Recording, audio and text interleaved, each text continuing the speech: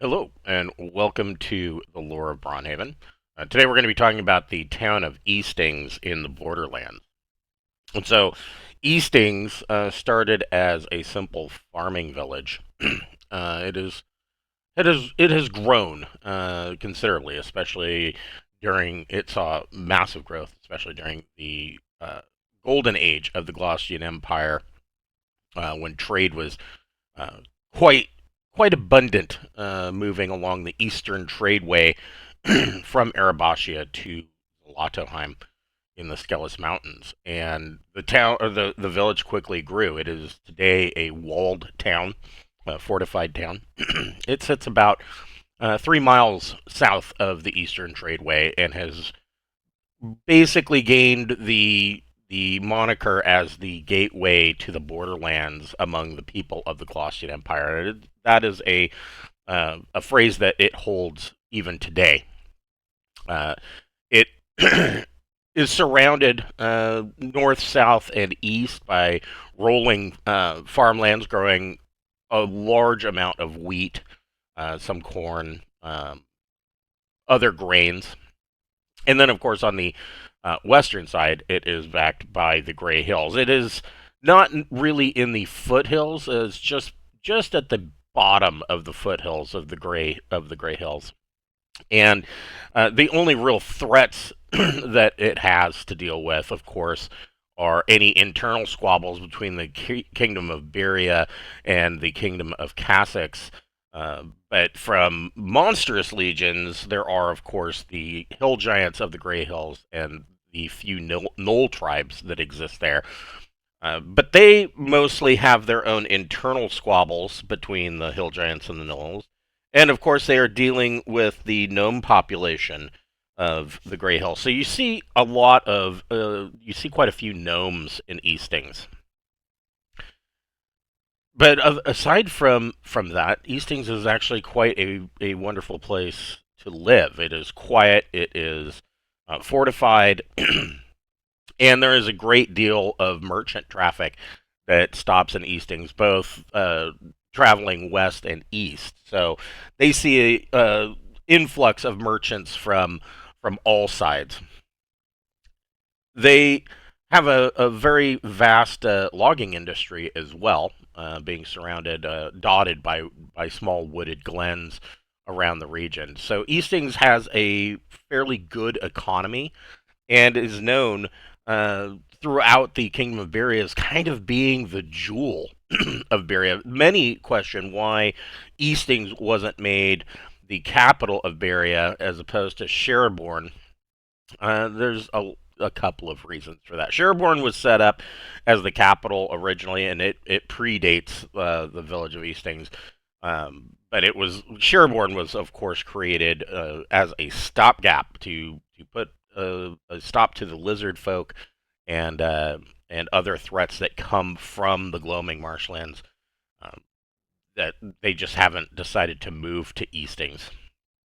Pretty much almost anything can be purchased in Eastings, even some magical items, as merchants are going to be trading what little wares they have going up and down the tradeway. It's kind of a speculative trade market. Nothing in particular. Grains and food and bread. Of course, there are some good rations that can be purchased in Eastings, and there are a number of inns available for those that are traveling in Eastings. It's really one of the last stops before crossing the Grey Hills into the Glaucian Empire, as well as one of the last stops leaving. Of course, your usual next stop is going to be the Gloucester Inn if you are heading to Erebachia, and that's kind of your last hurrah before crossing the plains and the desert. Eastings is ruled by a burgomaster. It is not a really a royal title. It is a uh, a voted in title. However, being burgomaster, the vote is uh, it is not a hereditary title. The burgomaster is in for 4 years, And then the people of Eastings and the surrounding farmlands are all able to cast a vote. Usually, this means that the population itself of Eastings is going to be making a vote. The farmers out in the farmlands don't really care. I mean, the rulership of Eastings affects them very little, and so they kind of have an apathy towards the whole voting process. But the voting process is is done by casting colored rocks, black or white. Usually, there's only two candidates. Sometimes, if there's three, they'll add a third color, a red or something along those lines. And the stones are cast into a bucket. Whoever gets the most stones is the winner of the election. Eastings itself, they do have a fairly okay militia. Um, I wouldn't say that they are.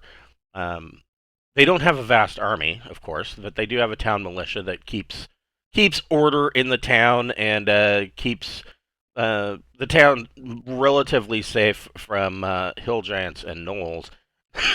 Of course, this is also, if there was a concerted effort, Eastings would probably be in trouble. You're probably looking at town guards that are level 3 veterans. Um, they've done their military service and their tour duty and have kind of settled down and taken a job in Eastings because it is known to be a fairly cushy job. as of as of yet, nobody has come in and kind of focused the hill giants or the gnoll tribes. The gnolls, being what they are really kind of the opposite of that. They are very chaotic in nature, whereas the hill giants are really stupid. And this has led, of course, to the hill giants have had an outside force kind of unify them in the form of the green dragon Naja that is known to haunt the Sylvanas forest. But Naja's focus certainly isn't on Eastings, and so far the dragon doesn't seem to care too much about the borderlands. No, instead, Naja has convinced some of the hill giant tribes to kind of come into the Sylvanas forest in an attempt to cause some problems for the elves. The elves of Derzwadalek stoutly smacked Naja on the nose in the past, and so Naja is biding his time and is using the hill giants to kind of probe the defenses of Derzwadalek and come up with a much better plan aside from just flying overhead and gassing everything.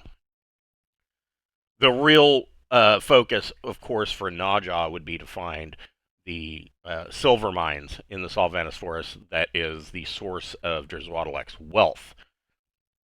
Thus far, that hasn't been found, and it's really questionable whether those hill giants would even know it if they saw it. Or have an understanding of it. They understand coin, but I don't think they understand where the coin necessarily comes from, nor do they care. They're more concerned about food and taking whatever they want because hill giants are generally lazy. Those hill giants, having decided to, or not decided, but to be goaded to go east towards the Sylvanas forest, have left Eastings pretty much alone. There are a few hill giant tribes that are not included in this, but like I said, it's very rare that Eastings has a giant problem. There is a large market in Eastings for the overland caravans that move up and down the Eastern Tradeway, and this market takes up a bulk of the middle of the town. There is, of course, at the edge of the market, there is, of course, the keep that the Burgermeister actually rules from. And really, though, the keep is a military fortification. This is where Eastings militia is based out of as well. The Burgermeister lives in Eastings because the economy has been doing so well, even in the leaner times during the Demon Plague. Eastings has done well compared to a lot of other locations because they have an abundance of food source and because of the merchant traffic. And so the Burgermeister of Eastings kind of lives a noble life. It has been accused that most of the burgomeisters, um, despite what they claim going in, are really taking the position to live in the lap of luxury. This has um, been somewhat of a problem for Eastings. They fail to have any kind of suitable central leadership instead of basically just getting fat, lazy politicians that want to suckle from the wealth that the town generates, um, living a solid life, and there is no term limit. So at the end of the 4 years, they can run again, and they can be voted in again.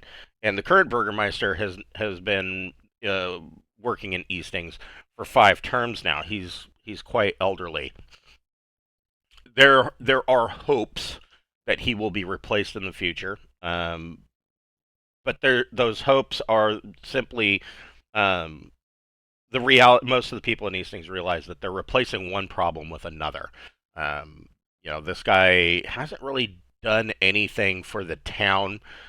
He's enjoyed the wealth that the position provides, and they want to replace him because they can see that Eastings, as far as growth, is stagnating. But that's not to say that the next person coming in isn't going to just be as bad. He'll be worse, or he'll be as bad, but in different ways. So Eastings is kind of stuck growth wise. It's as big as it's going to get. There is no ambition for it to grow larger, and for the most part, many of the people, especially those living in the city proper, are okay with that. They just want to have a good life. Of course, Easting sends quite a large portion of their tax money to Sherborne, but it's not taxed to the point where the people of Eastings have been um, put into a poverty level like what you see with the 33% tax quarterly that you're seeing right now in the Gloucestian Empire. So Eastings is of course, not doing that. They've stopped completely, as has been stated before. All three kingdoms of the Borderlands have stopped completely sending any kind of tax money to the Gloucestian Empire. And until the Gloucestian Empire kind of settles out with their current internal strife, that's not likely to change. Probably the first place that will be looked at as soon as that internal strife is taken care of will be Eastings, and that would be bullet point number one with an underline for Emperor Belusian Cestus and Vuslax. So that is the town of Eastings in the Borderlands. Definitely one of the first places that your characters will meet or will go to when entering the Borderlands from the Gloucestian Empire. I hope everybody has a happy Thanksgiving, and we will see you next time on the Lore of Braunhaven.